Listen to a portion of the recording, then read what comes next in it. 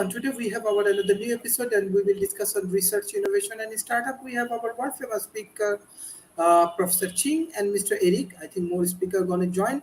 First, I would like to give chance Professor Ching what you want to discuss about research, innovation, and this research innovations how it transfer as a startup. Yeah, and okay. I'm initially I like to sort of introduce myself why I'm talking today. I have been taught my knowledge, pole science, has been discussed among mathematicians almost around the world, and they are talking about me and the people approaching me, and I just got this market who's who in America, so people knows about us, and we have been working on pole science for a long time, roughly 55 years. And the teachers I have, they have worked on this altogether maybe 1,000 man year on this idea beyond science. Okay. So today you're talking about research, innovation, startup. Actually, anything you talk about will relate to us. So let's start from the beginning. Okay.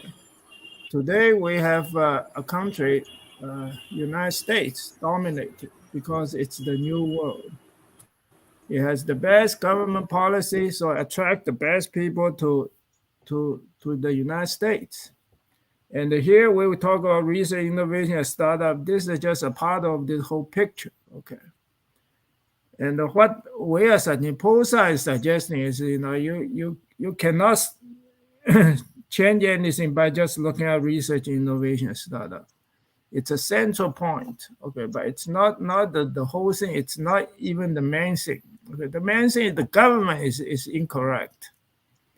Okay, you have to have a government who knows how to support research, how to support innovation, and how to support startup. And people don't even have any knowledge about startup. Okay, 99% of the startup go under after 15 years. And the public must come in to support this government. Okay, now I have two countries I'm talking to.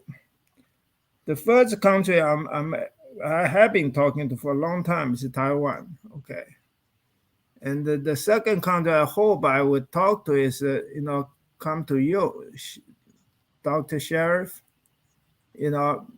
Bangladesh. It's a good candidate because I have two students, you plus Mahadi Hansan, who I brought to the U.S. and got the scholarship. So I'm going to teach these two students, and these two students is good enough to transport all the pole science to Bangladesh. So what we need to do is, three of us need to do is to get to talk to your political leaders in Bangladesh. I'm already in communication with the Taiwan President Tsai.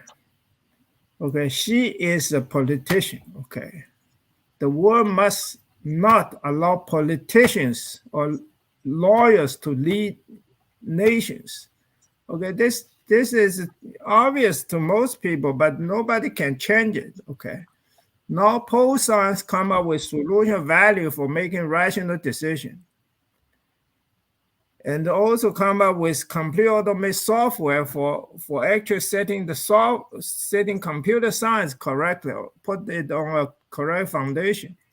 So we are in a position to change everything, and we cannot allow scientists to lead, okay? Because scientists already demonstrate they understand nothing about decision making. So they are, science today is led by scientists, not by politicians. So they give a good indication what a society should have. Society should be led by mathematicians who can understand our pole science, and also philosophers, and executed by computer scientists. Okay, and we should have a complete shift in the research aspect. Bye, everybody. Yeah. In any case, for research innovation. Okay. What's the noise?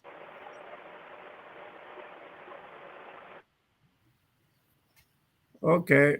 Well, for research You see, today's research is supported by peer review. This is incorrect. Okay, you cannot have people who already know the research subject and try to approve it.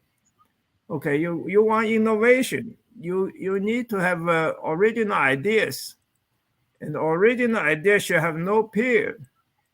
Okay, now you have all these peer review things. This again is wrong. Okay, this is very political. Okay, the reason is the intellectual, the people of knowledge, they just try to get their contract. They want to get money. Okay, today's society is money oriented. It's not the knowledge oriented.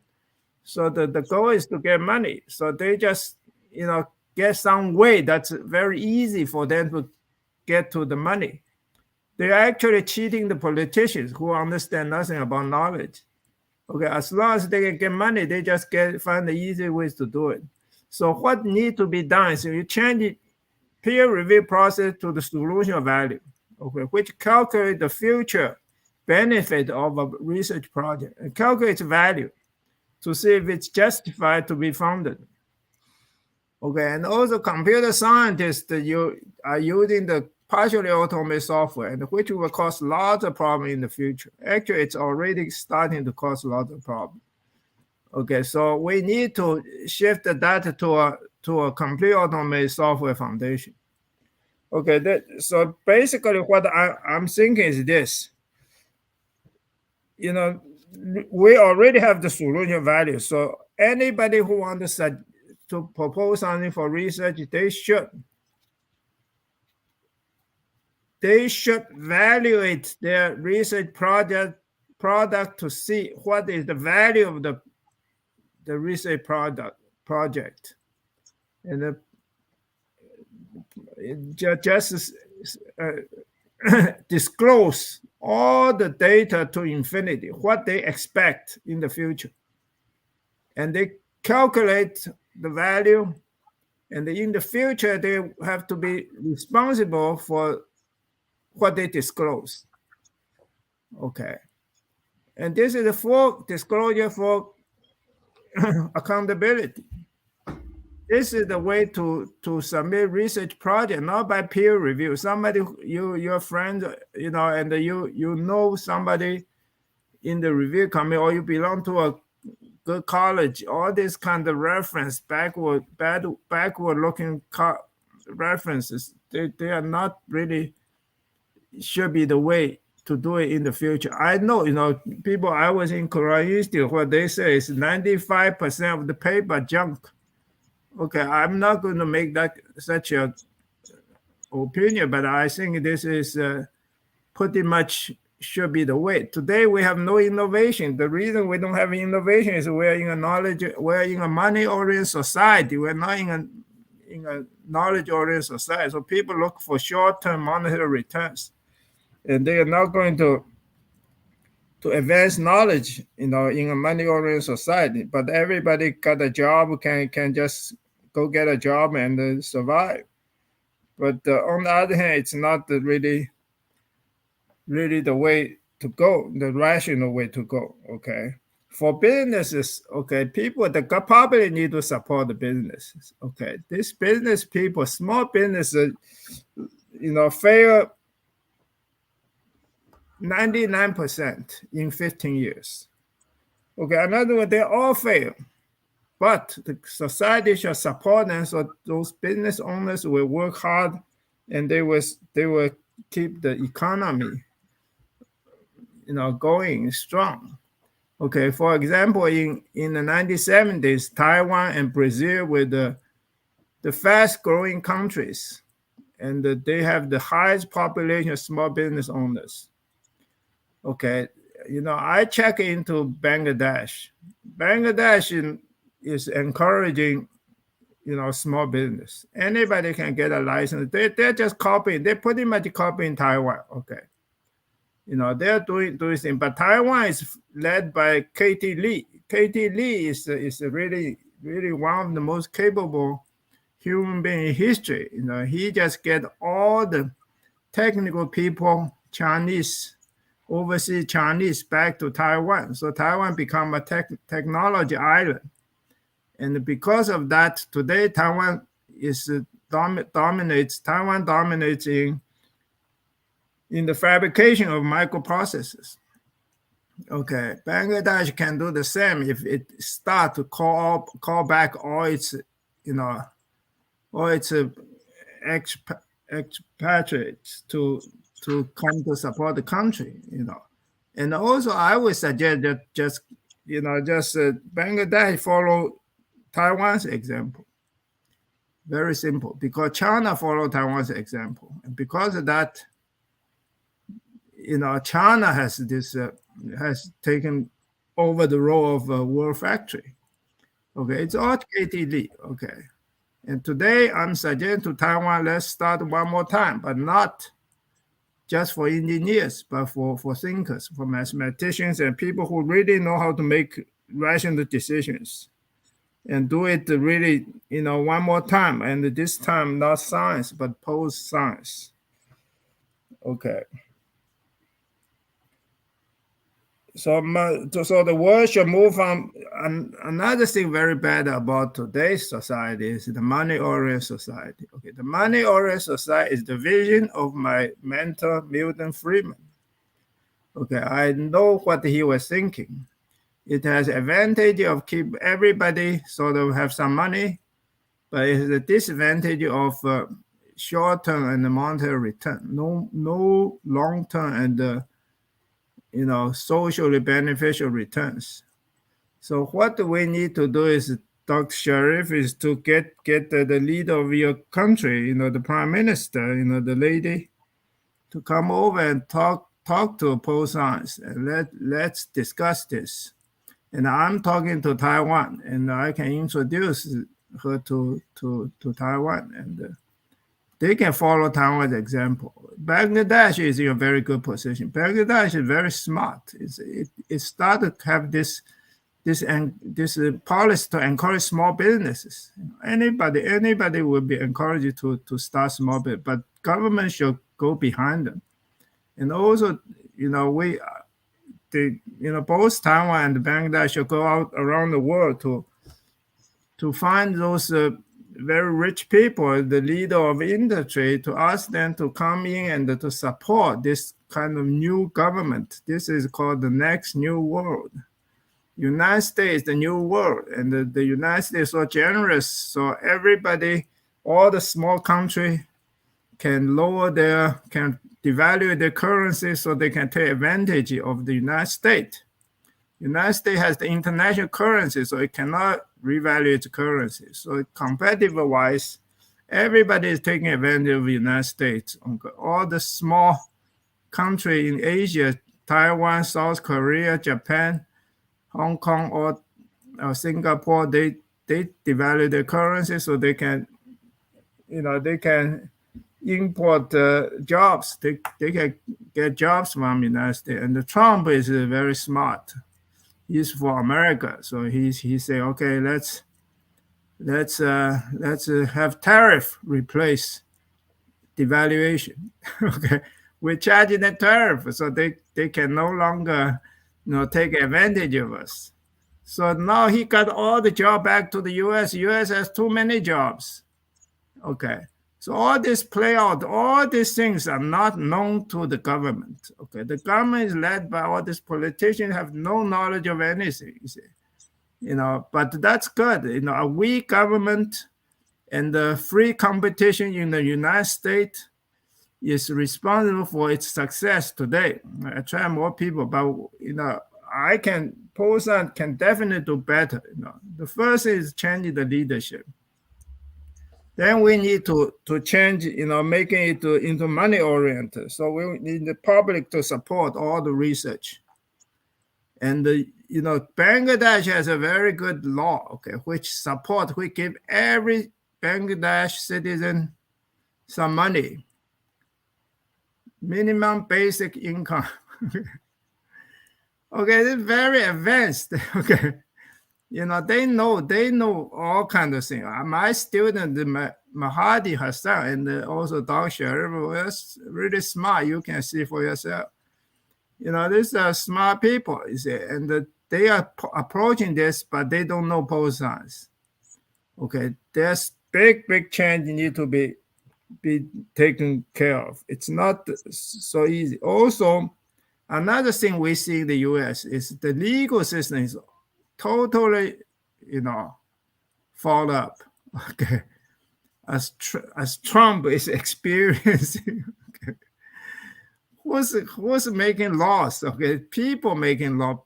Political parties are making laws, right and left. Okay, this is not the way. Okay, laws should be made by should be discovered. We need to discover laws of nature. We do not make laws. If we make laws, the laws we make will be in conflict with laws of nature. Okay, solution value is a law of nature, completely mathematical rigorous. Okay, all these things are totally, it's in the US. US is the top country now, but it can be improved. Okay.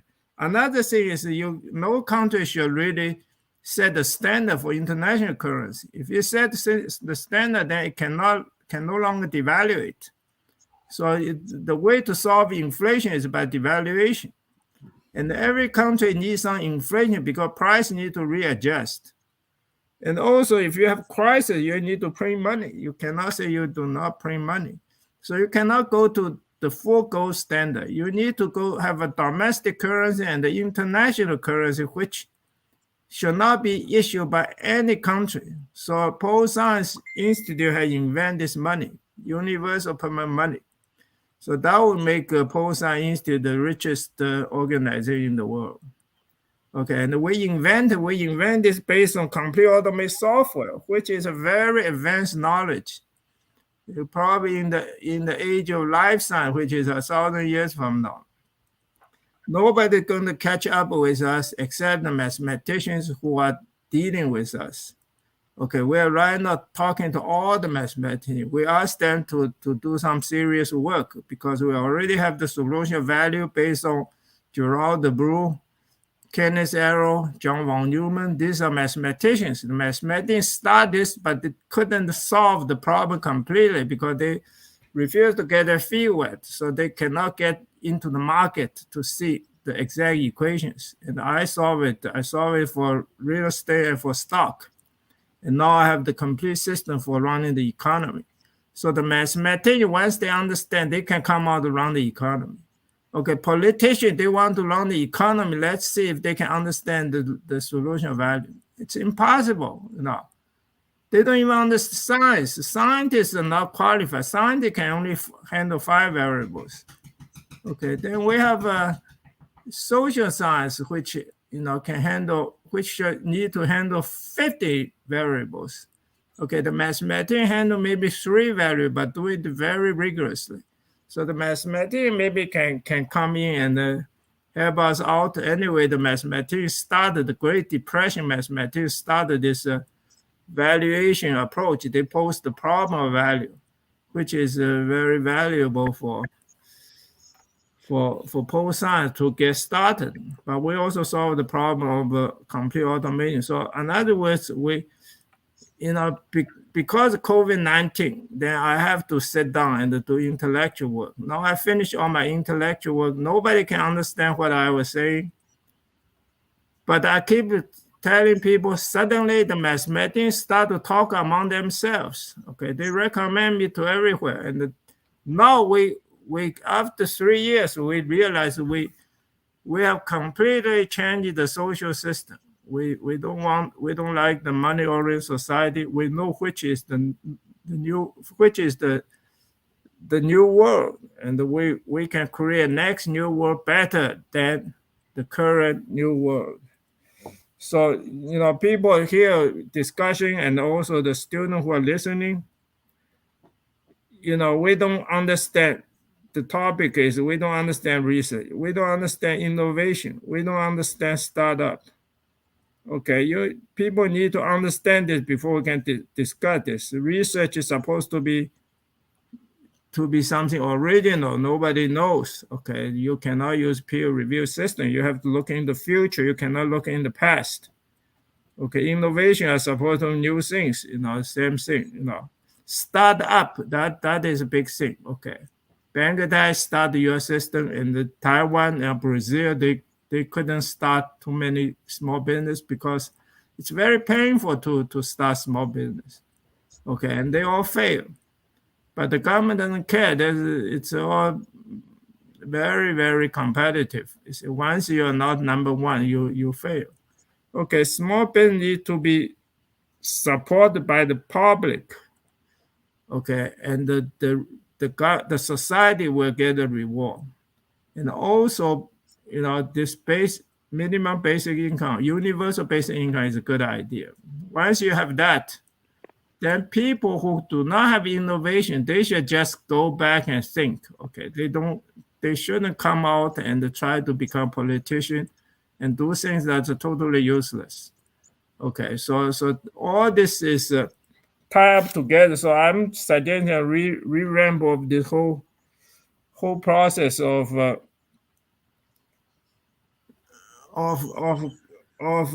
running of the policy for research, innovation, startup. You need to have a complete new policy, and people today don't even understand the topic of we're discussing. Okay, so I would concur after I see.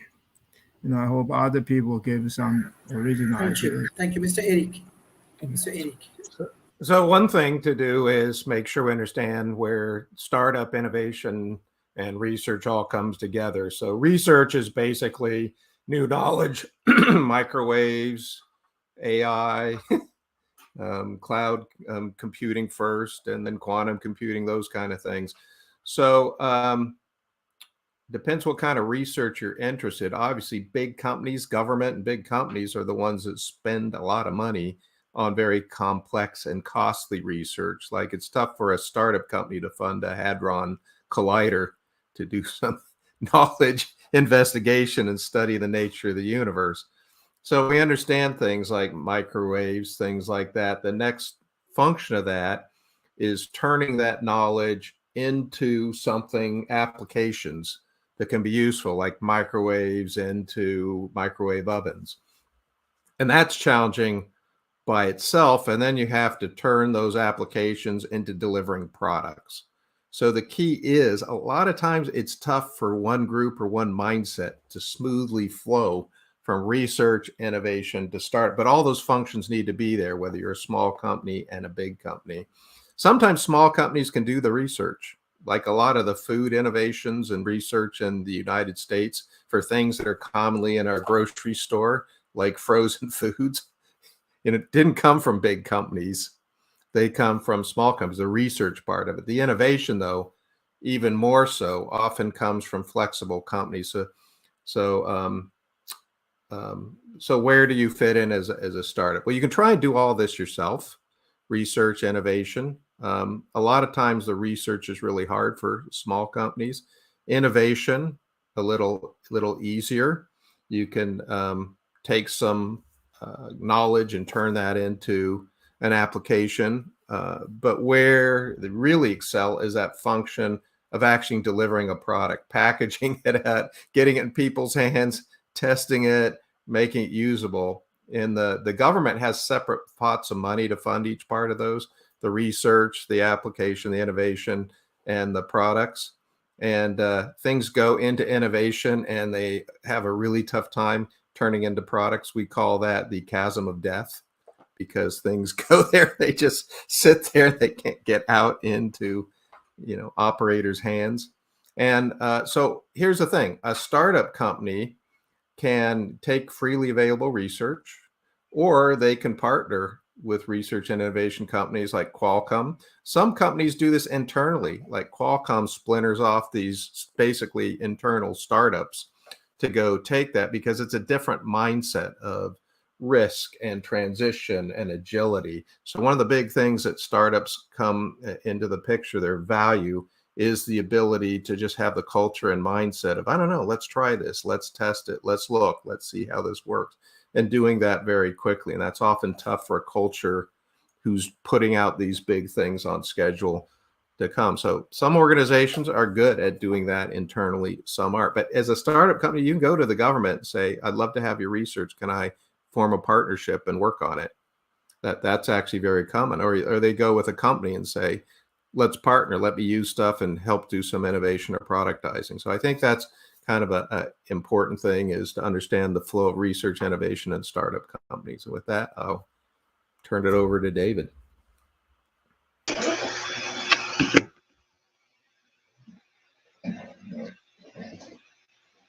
Well, I'll go ahead and get started then, since Dr. Sharif hasn't come off of mute.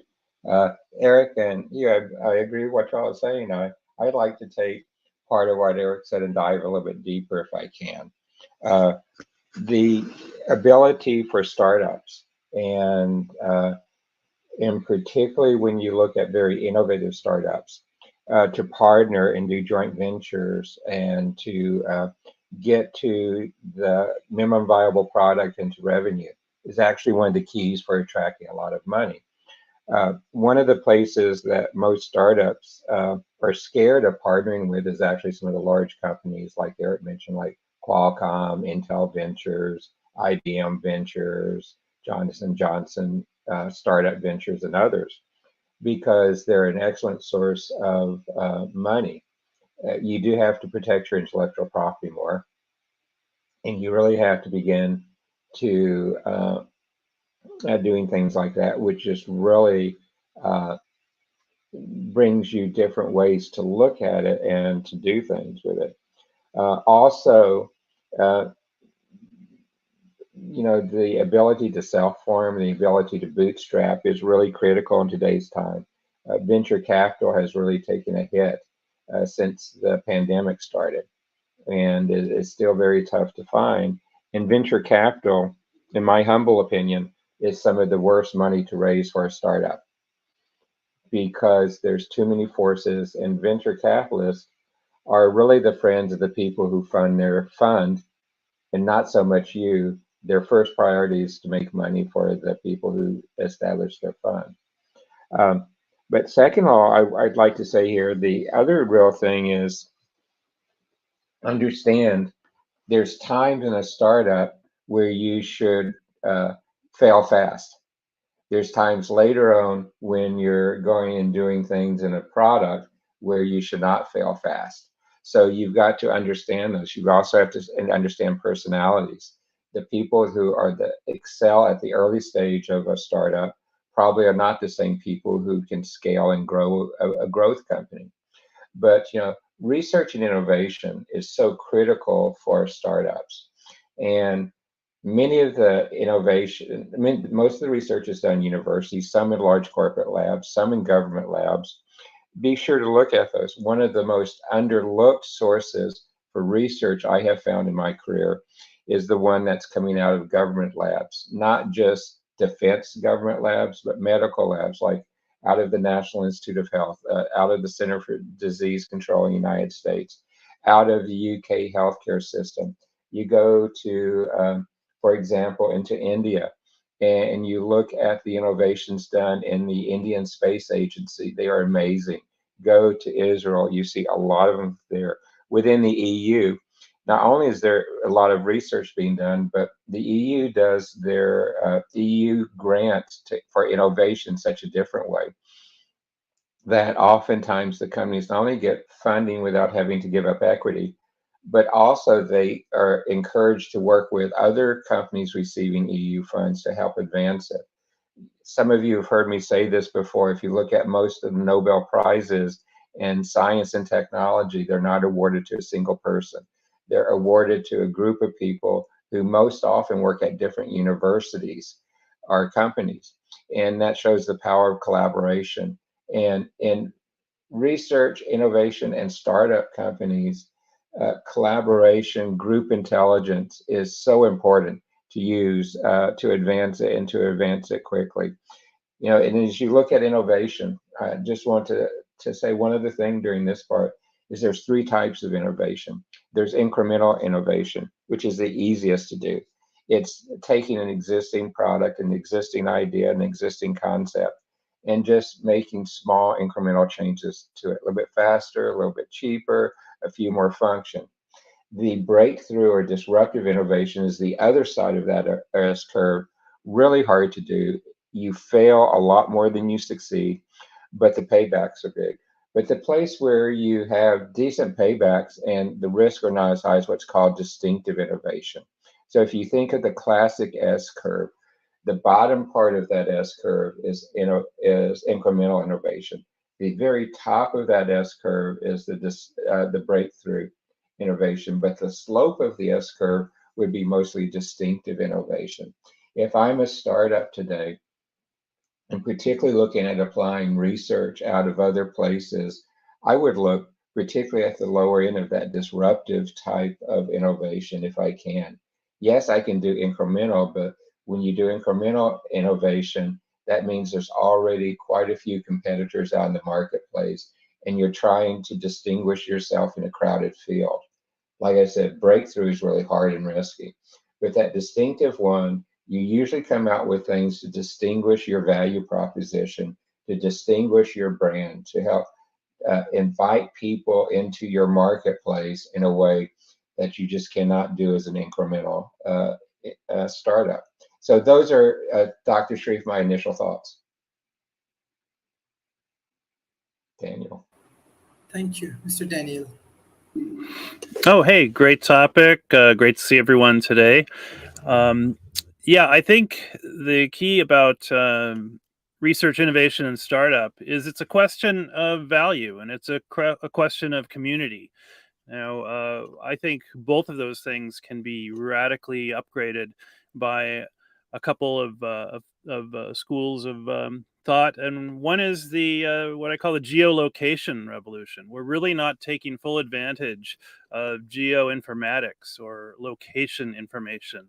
There are programs like GIS that allow you to create basically infinite overlays on maps that show any kind of information that can be geospatially presented. And really, this is a powerful, as the steam power revolution. And we're really just at the cusp of it. And coupled with artificial intelligence and machine learning, this is really going to be a huge advance in the potential for value creation. Now, another thing we're not using are tools that are nearby. Most tools are sitting idle 99% of the time. Some libraries are starting to have tool loaning libraries where you can check out a tool the same way you'd check out a book, or you can check out some seeds to grow for a community garden or a small garden. Also, tools coupled with skills are a multiplier, as are tools. And anyone who wants to learn something and who wants to use a tool, I mean, that should be just a given in a good society, in a society with good governance. There should be complete access to skill training and to the tools needed to multiply our resources into greater wealth. Because we are really, on the verge of a potential sixth mass extinction. We don't have time to create useless widgets and gadgets. We need to create stuff that counters the mass extinction threat. And I'm glad there's groups like the U.S. Transhumanist Party and the Lifeboat Foundation and all kinds of other groups that are taking this threat to the biosphere seriously. So I would say start where you live. Get to know your neighbors, and a great way to get to know your neighbors is the amateur radio hobby, or radio sport as it's called in other countries. There are about 1 million people around the world that do amateur or ham radio, as we call it here. My call sign is KK6VDR. I have the extra class license, which gives me maximum privileges on the most number of frequencies. And those are the people that really are concerned with helping people when the grid goes down. And the grid could go down. I mean, the grid is very fragile. It's, as they say, a mile wide and an inch deep.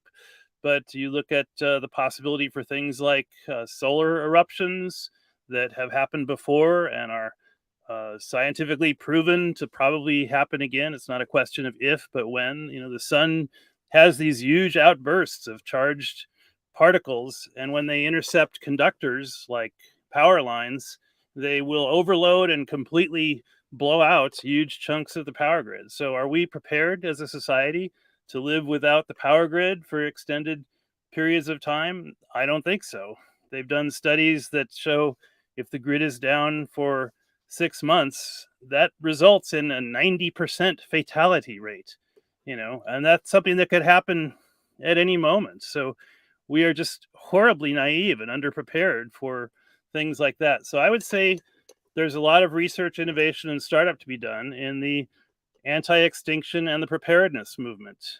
And I would say, finally, when you're designing something, there's a great set of design principles called the Heilmeyer Catechism. Now, George Heilmeyer was a director at DARPA, and he realized that when he wrote proposals for research projects, most of them would get ignored unless he followed these 8 steps for his proposal. And I'll just outline what those steps are. So step 1, what are you trying to do? Articulate your objectives using absolutely no jargon. Step 2, how is it done today? And what are the limits of current practice? Step 3, what is new in your approach? And why do you think it will be successful? Step 4, who cares? If you are successful, what difference will it make? Step 5, what are the risks? 6, how much will it cost? 7, how long will it take? And 8, what are the midterms and final exams to check for success? Now, he says if you have a proposal or grant proposal, if you write these things down and answer each of them in your proposal, it will immensely increase the chance of it having success. So those are just some initial thoughts. And vote Transhumanist Party, write in. I'll be on the ballot in November 24 with Tom Ross. So thanks again, and pass it on to the next person.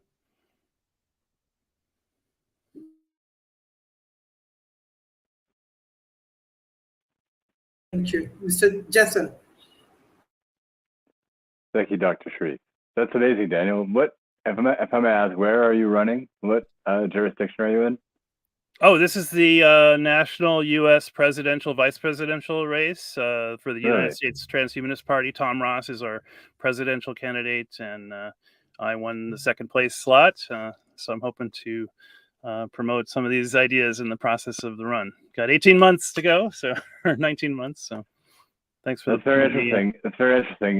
Transhumanism is a frontier, actually, within medical freedom and within our understanding of ourselves within the biosphere. So it's obviously an unconventional political idea, but an interesting one. So I hadn't heard of it, and this is an introduction to you. So yeah, they're the only party talking about, I don't see any other parties talking about the things they are. So I'm really glad to be part of them. But go ahead. Yeah, coincidentally, I've committed to political service in my communities as well. I'm running in the province of Alberta for the Green Party, in a reformed Green Party that is 3 years old. And it has been a bit of a whirlwind. I started late. I only took my run 2 months to start. I called them to offer to volunteer, and they needed candidates more than they needed anything, just to get as many ridings filled as possible. And so I don't want to talk about that today. I'm here to talk about our call. But coincidentally, I mean, interesting thing, because one of the things I wanted to touch on were the points made around the table about fitting a startup, fitting in industrial behavior within a culture and understanding the risks and doing the research to understand that. And that there is a political risk to any business, in that the political circumstances can change in the way of a trade partnership, or in the way of a subsidy coming from a different jurisdiction than your own, or there are so many variables that get decided through the governance processes of all of the cultures, like, I guess you could call it something like complexity theory to that effect, right? Because there are layers to it in one place. Like, any given place will have a municipal layer and probably also something in between that and federal. Like, they'll have a state or province or territory, and then there will be the nation.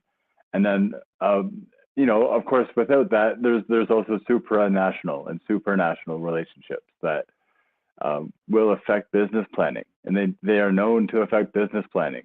Like, I've been an entrepreneur for most of my career, and that I can say through the pandemic, planning for business has been really difficult. Like every couple of months, there's a new set of whole new rules that we all have to figure out how to run our business around, right? And if you only have so much cushion within your capacity for administrative burden, then you could soak up a lot of your effort running a business and having startups, being exposed to political risk and being familiarized with the political circumstances, and so that you can fit in. So you can design your business to fit in and thrive with it. There was a term that was offered by Hugh that I wanted to say I was taking advantage of. And I wanted to sort of introduce an ecological concept of symbiosis, in that a successful business will design itself to want to be taken advantage of by the market in some ways. It's to design a product for market readiness is to put something on the shelf that is an offer that somebody else will take advantage of the company for.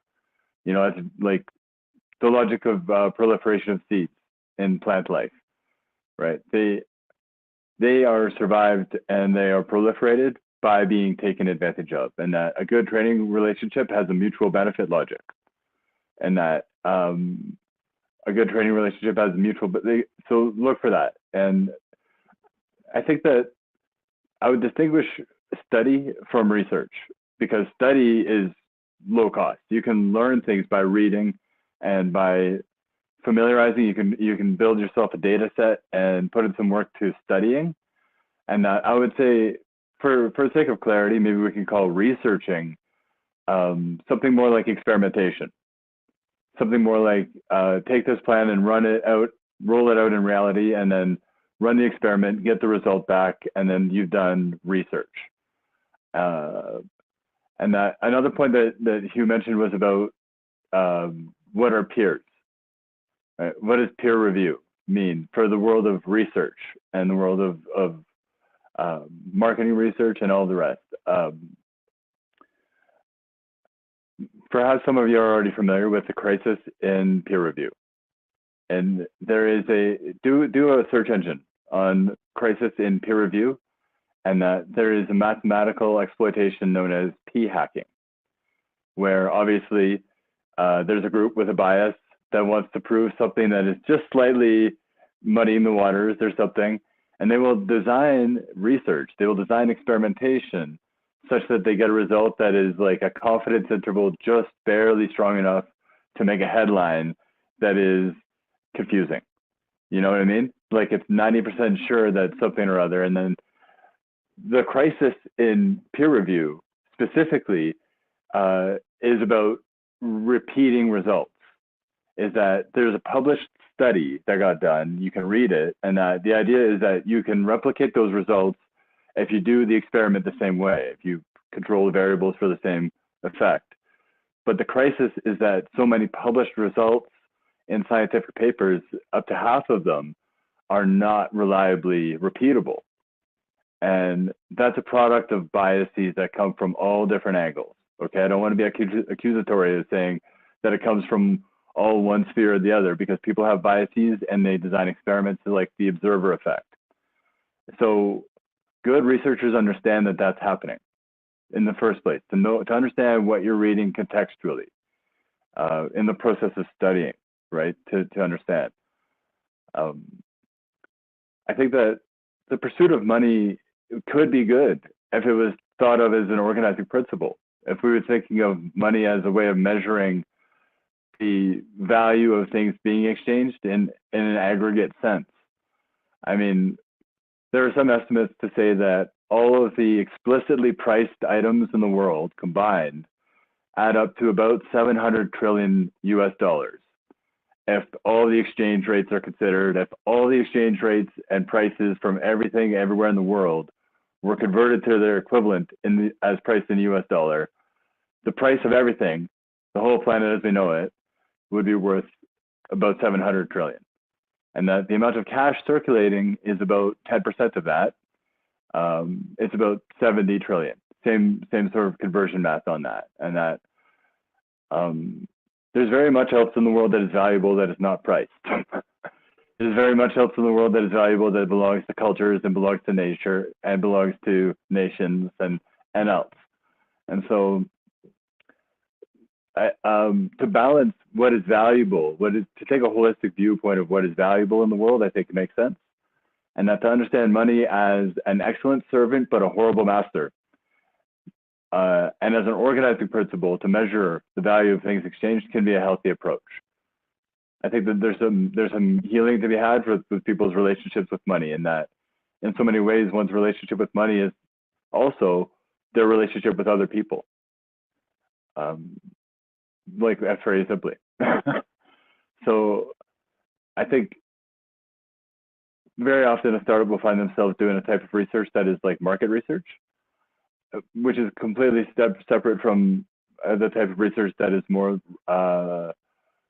innovation in a technological sense, right? But they do go together, right? So I think there was a point well made about how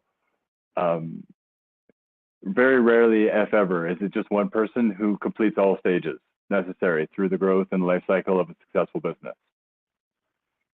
Truly, because like there's a person who will do the innovation on something technological and create a new bit of intellectual property and something that is like a marketable good. And there will be somebody else who does market research or something, perhaps. And there will be somebody else still who takes it to a different market and goes to a different nation. And on, right? It takes a network effect to really build and especially to scale. But one of the most useful things in any economy is a well-informed person. So perhaps the most useful economic behavior for any of us is to continue educating ourselves and each other. For as we know, think about it, in your immediate surroundings, if everybody around you is well educated and understands the circumstance and sort of knows what to do and how to solve problems, then it makes your life much better and safer. So don't be shy about it, right? Let's just keep learning and keep teaching. And I'll start with that.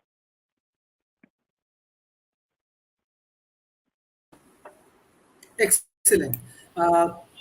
Professor Ching, how we can make more successful startup, and what's your concluding remarks for today's session?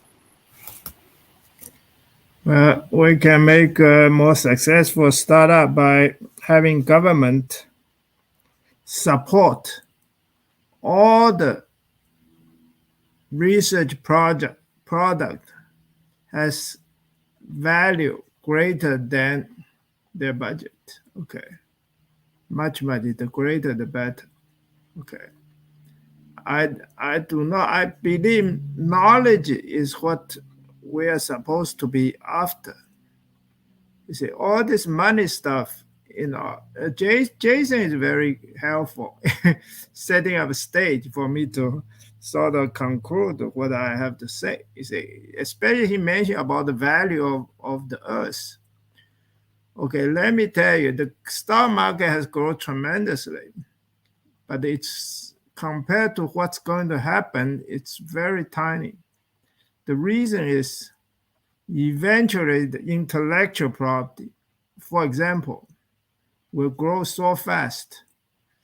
You do not, today's stuff is almost totally useless because they're temporary, they're not permanent. Okay, nature never create anything that's temporary.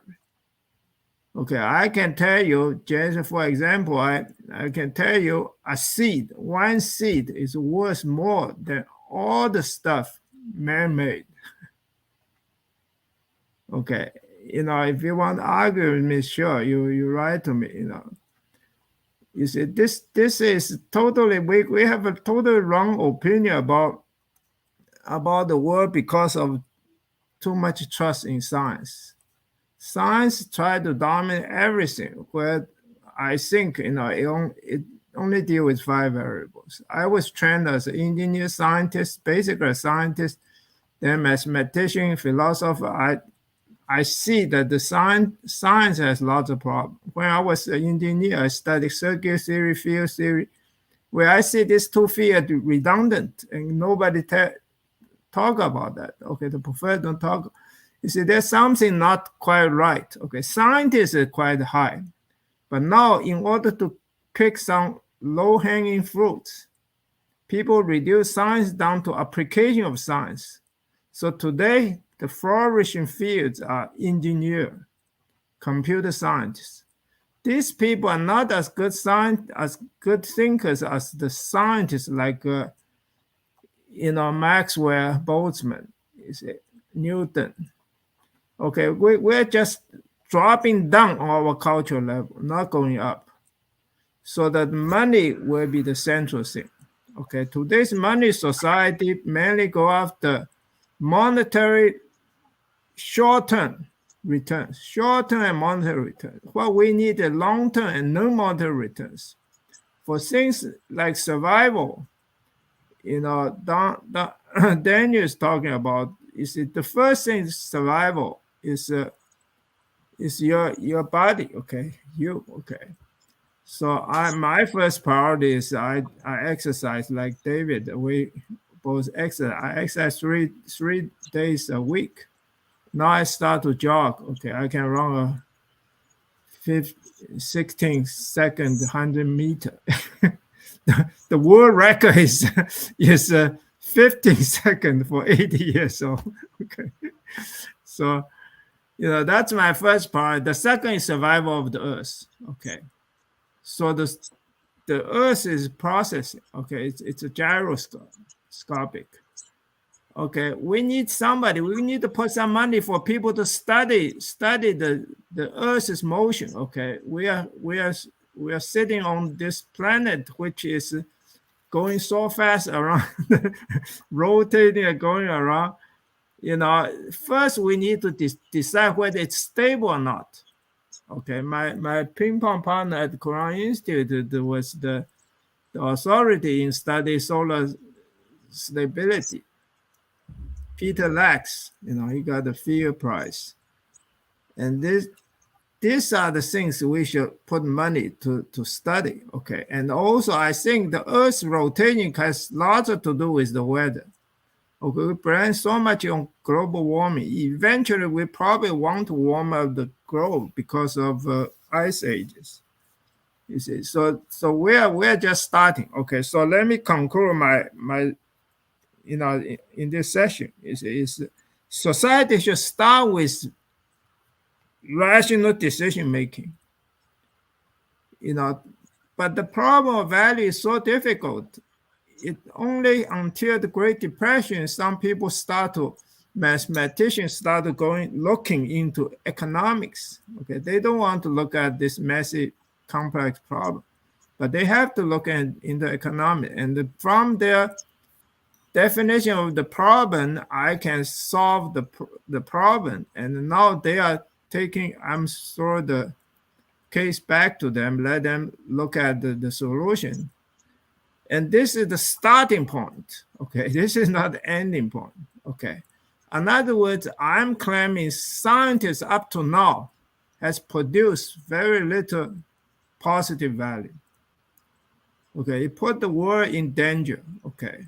With guns. Once we have guns, then things start to really start to become dangerous. Then we have the bomb. Okay, now we have drones. Okay, all this killing stuff. And some of you think that we have industry, but most scientists I know, I cannot avoid government, military support. Okay, Quran Institute is the top mathematical center, supposed to be most intellectual. During World War II, it was the top mathematical center because it can calculate all the trajectory of all the weapon, bombs.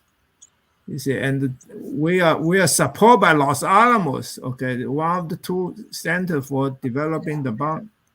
Okay, you cannot escape. Okay, this is all for competition. Okay, today we still live in an animalistic society where everything is compete. Okay, you just compete. There's no cooperation. Okay, but once we have rational decision making, we can say what we need to do rationally. Okay, today we have no rationality, so people who cannot solve any problem become politicians and leaders. Okay. Everybody feel this is okay. I like to talk to Daniel to see if you have any policy for your transhumanism party. You say you probably should try to promote this, but on the other hand, I do not feel we can change things by the old world. We need to change things by the new world. Okay, we need to find new places to start this. Therefore, I think Taiwan is a good place. Taiwan is under pressure of two giant superpower. Okay, cannot go right, cannot go left. Okay, so it has a very, very weak government. Okay, everybody can say anything you want. Okay, in Taiwan, you go there, you say anything you want. Okay, you even say you're a communist, you're okay. They're really afraid of communism.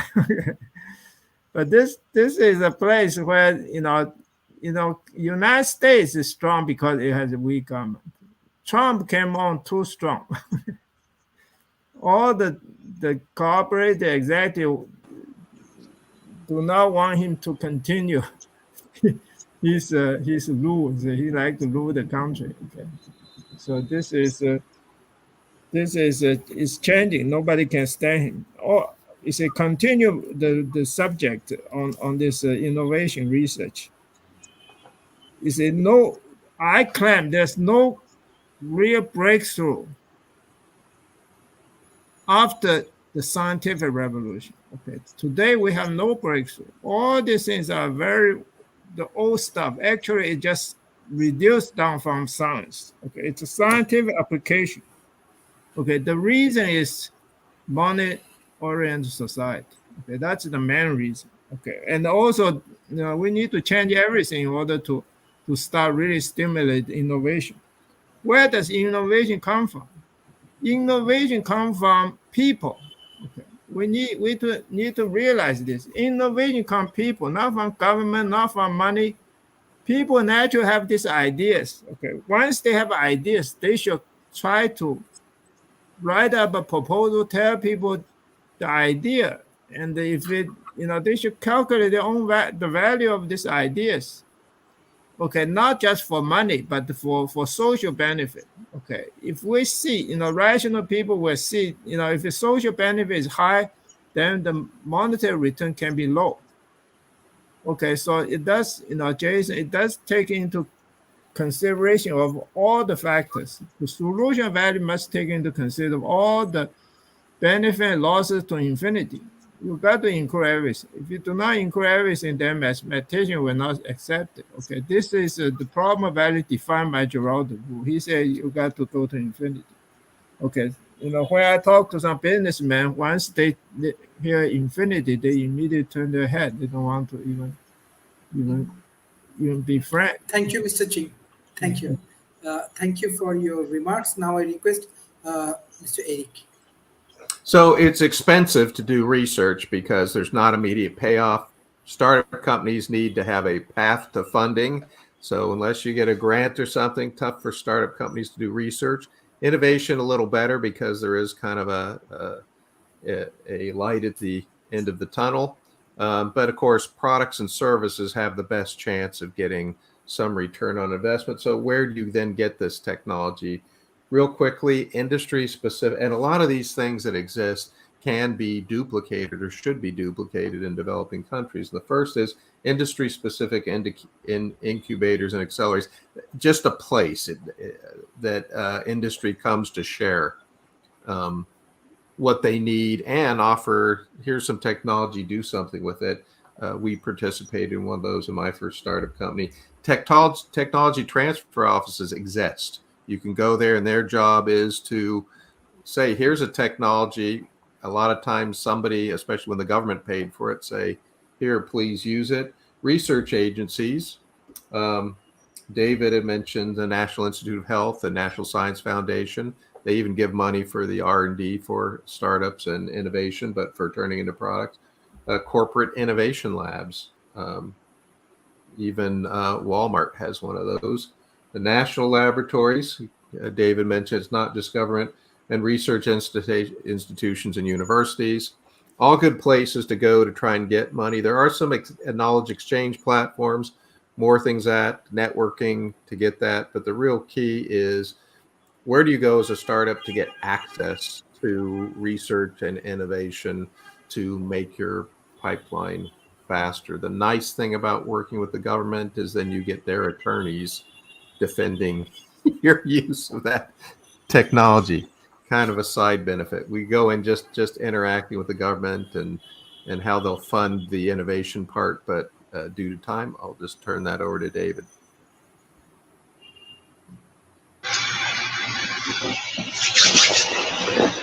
Eric, thank you for the pitch. I need my baseball gloves sometime to catch them. Yeah, I agree with you on the sources there. The other thing that I would like to do is emphasize a minute as you begin to touch on innovation and startup and research in the developing world, is in today's global digital connected environment, the location you're doing your research, the location you're doing the innovation, and actually the places you're doing the startups matter less than they did 20 years ago, because we can put together teams anywhere. For example, one of the startups and the holding company that I'm with, we have development teams in the United States and for the same product for the United States, Mexico, Colombia, Panama, Brazil, Costa Rica, Portugal, and in Vietnam. And in Sweden for that product.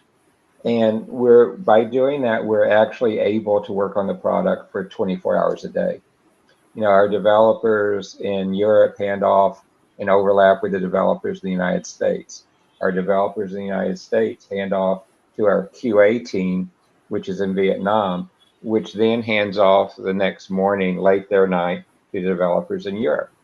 And so, even taking a company like that and understanding that you can use talent, you can use human capital wherever you can find the best human capital, but you also can use it to your advantage. For example, to dramatically shorten your time to get a minimal viable product out, to dramatically shorten your time to fix a bug that was in the product.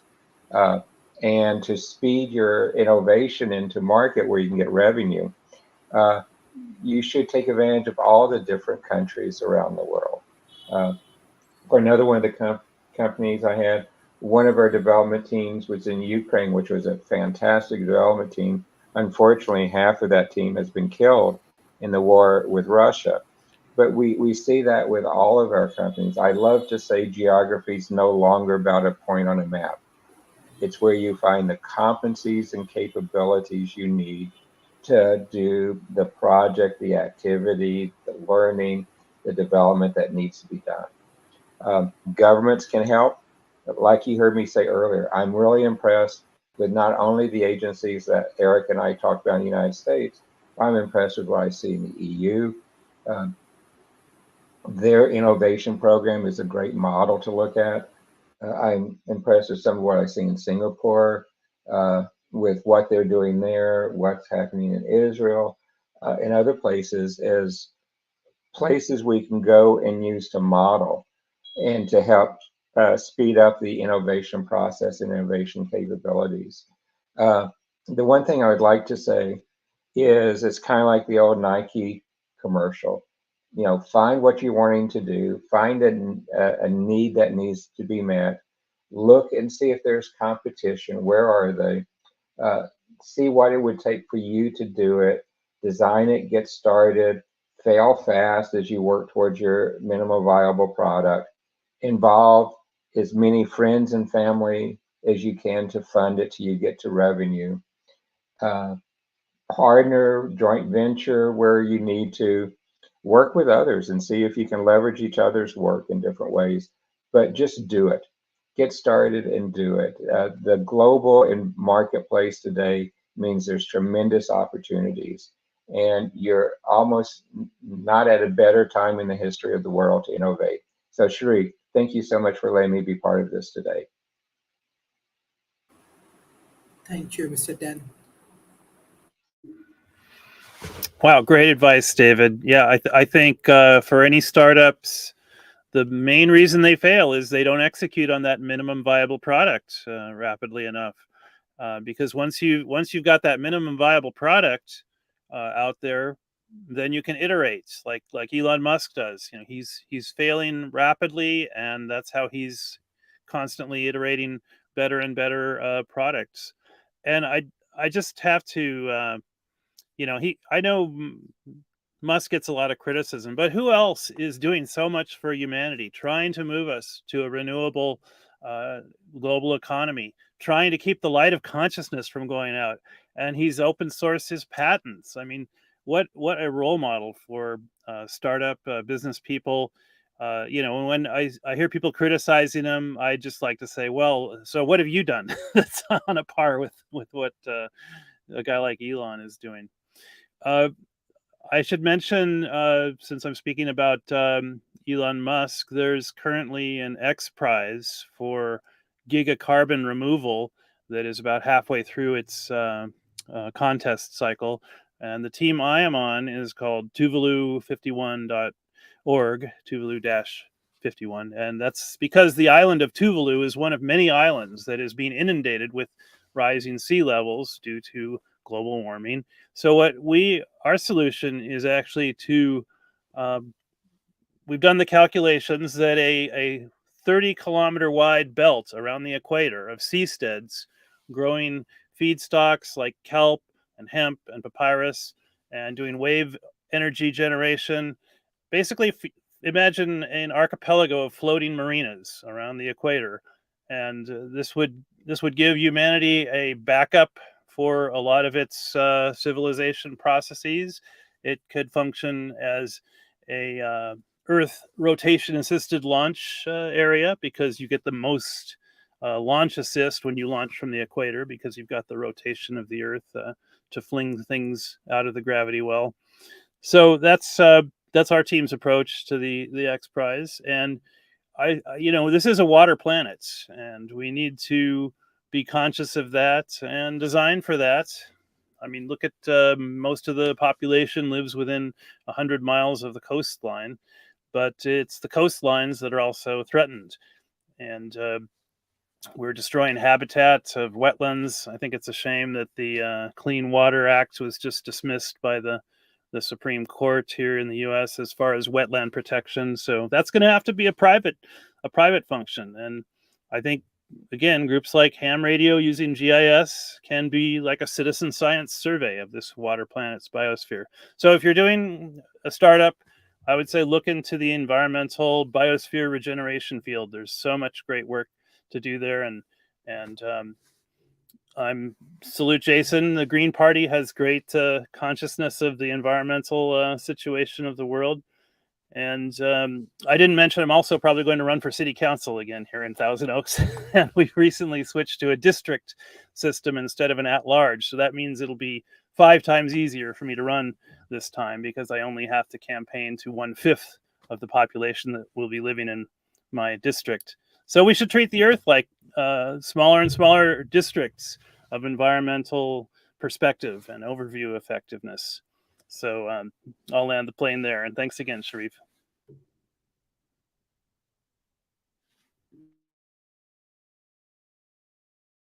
Thank you, Mr. Jason. Thanks again. I'll try to make my wrap-up comments brief. I mean, with Elon Musk, I'm going to put a prediction out there that he's going to pivot to hydrogen pretty enthusiastically coming up here real soon. And he should have done that a lot earlier, because he is scientifically literate and he could have always known. And he should have always known. But nobody's perfect. I don't expect anybody to be perfect. I think Elon Musk would do very well for himself to remember that he had the most success in his career while he was being most responsible for the public well-being at large. And in the current form, the waters are a lot choppier today, let's say, than when Elon Musk first was becoming more well-known as an industrialist, and that he still sort of touches on that and lets go of it in terms of like a comprehensive view of public well-being, and that maybe it's hard to keep track of what it is to be normal after your life sort of goes that way. And who knows, we can empathize with like the struggle, like, because people criticize others thinking that if I was them, I would be better and I would do it different. But he's got reasons for doing what he does. I don't understand them, that's for sure. I mean, I think that he should know better when it comes to hydrogen, and he should have always. And that's true of the rocket ships too. I think that's a lot of pollution, man. And like for what they're doing with it, you can do a lot with a rocket ship, and what they're doing with it for the amount of pollution that's in it, I think that he's lost his way.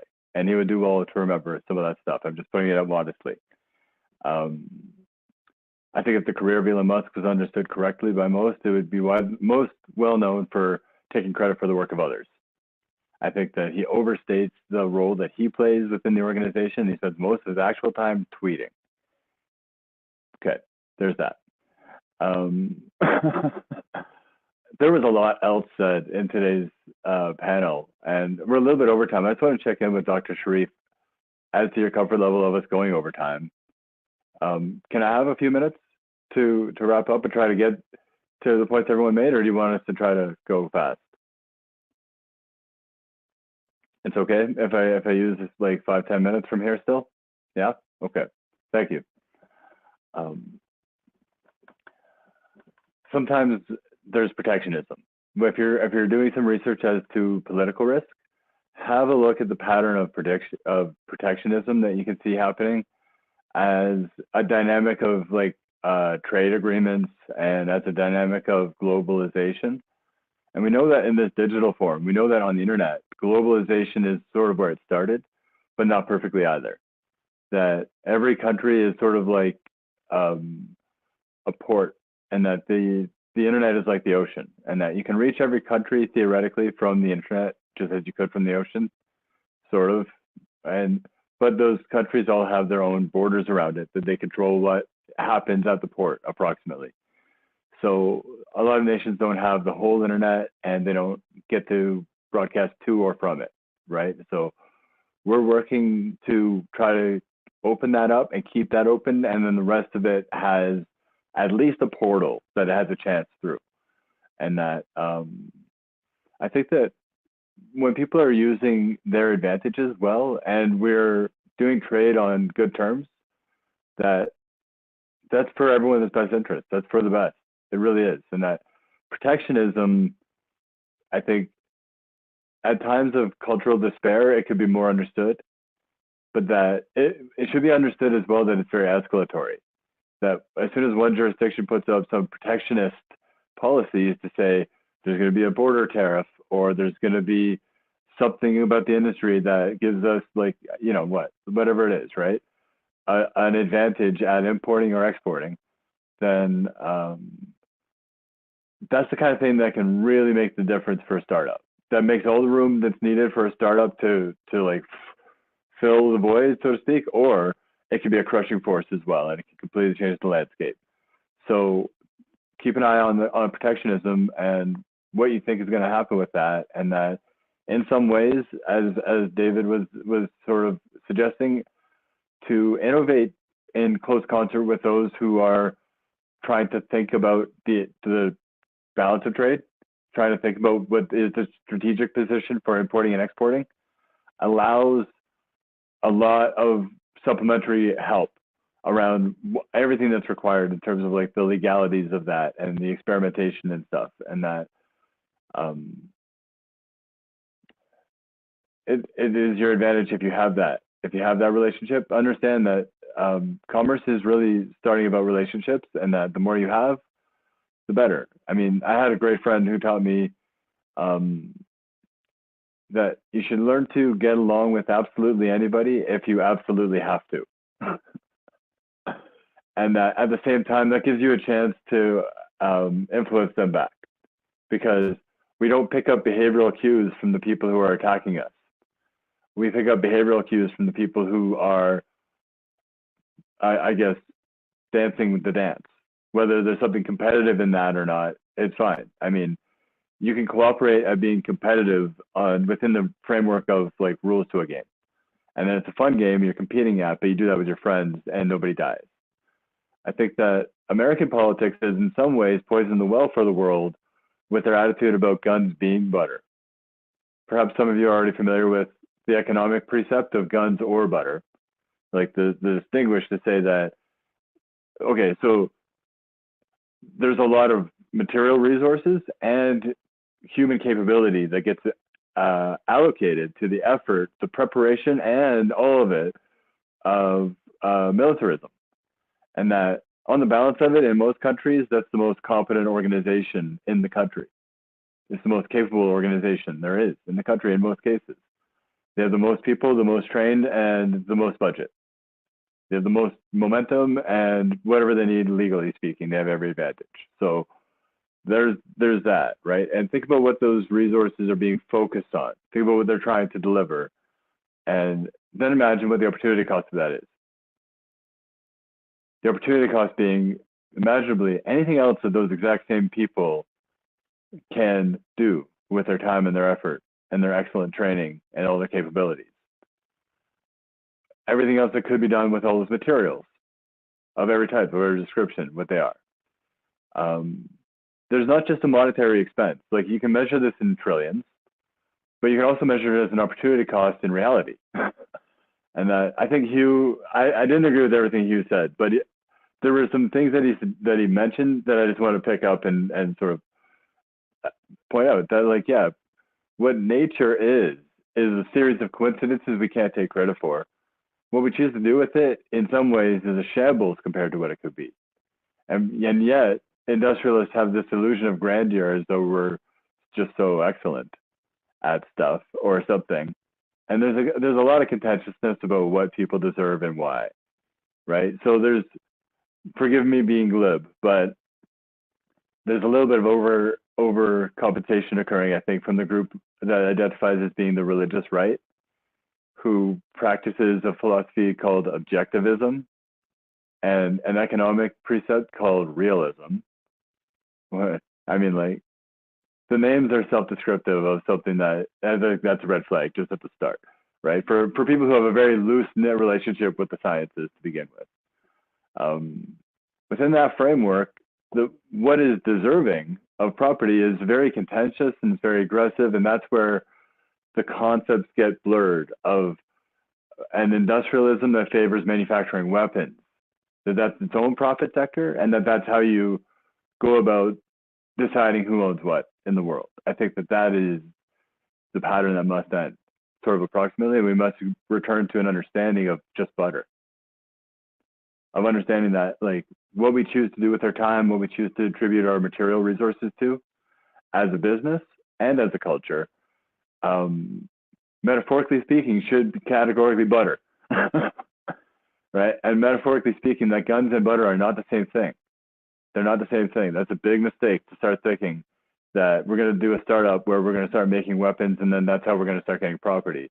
That's ridiculous.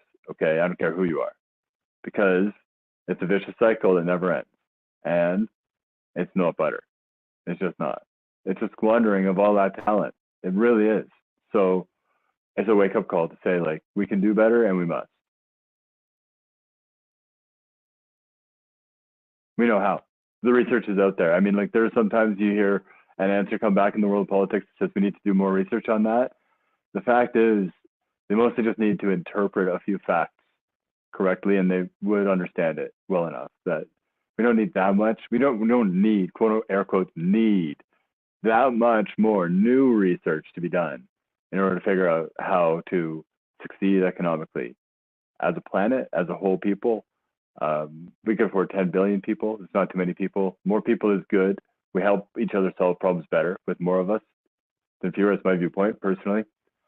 And but you know, if we're going to allow each other to have nice things, and we're going to allow each other to use advanced technologies, you have to understand that everybody has teeth, and everybody will get defensive if encroached on, and that everyone needs to have their rights sound and secure and unquestionably there and present and demonstrable, that say all of the rights are respected and we give each other our rights and everything.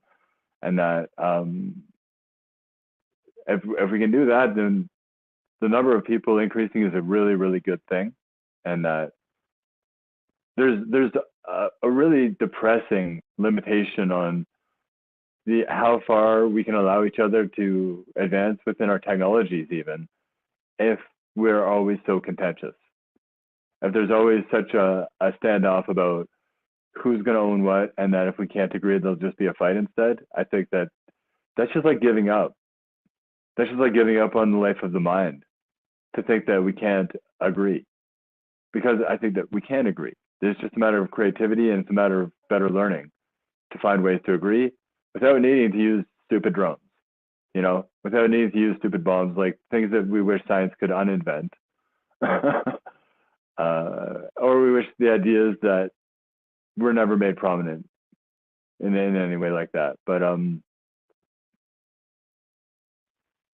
the temptation will be there within a startup to do something for the security industry, and to do something for, you know, like weapons manufacturing. I mean, just for what it's worth, every office holder in the United States currently is allowed to own and trade shares except for the president. So they are often, and almost all of them, investors in the weapons companies that they vote for the budgets for.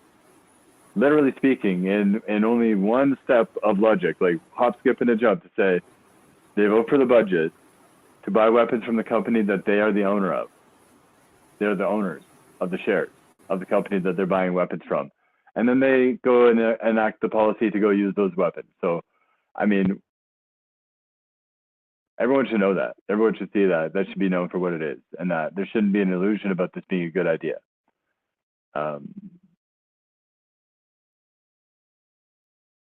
We need to allow each other to have nice technologies, advanced technologies, for our own benefits. I mean, in Canada, a lot of times I hear Canadians talk about the environmental footprint of other countries. And I'm thinking to myself, that's mostly attributable to our consumer footprint, not theirs. Just because they manufacture stuff and the pollution happens in another place where it's manufactured, they're manufacturing it for us. We're the consumer. We're the ones responsible for the pollution that happens in the other place. And that, I think we need to understand that, importantly, that allowing all the cultures to use advanced technologies means we need to trust them. And that's not that difficult to do. To get cultures to trust each other is a mutual thing. People treat each other how they're treated, mostly. And if other cultures, if all the cultures can advance their technologies together, then we have a real chance at prosperity in a clean planet, in a sustainable planet that has a good plan for the future generations. That's what it takes to be a good ancestor. And that, I mean that looking forwards and backwards through the timeline, for the ones who came before us and for the ones who are yet to. We must be good ancestors. So, final words for tonight. Thank you. Thank you everyone for joining today's session. This is extremely important topic for us, and we are trying to developing this research and innovation lab. Already we are working with B Lab, so we're launching B Lab Dhaka with Japan, around 750 Japanese company.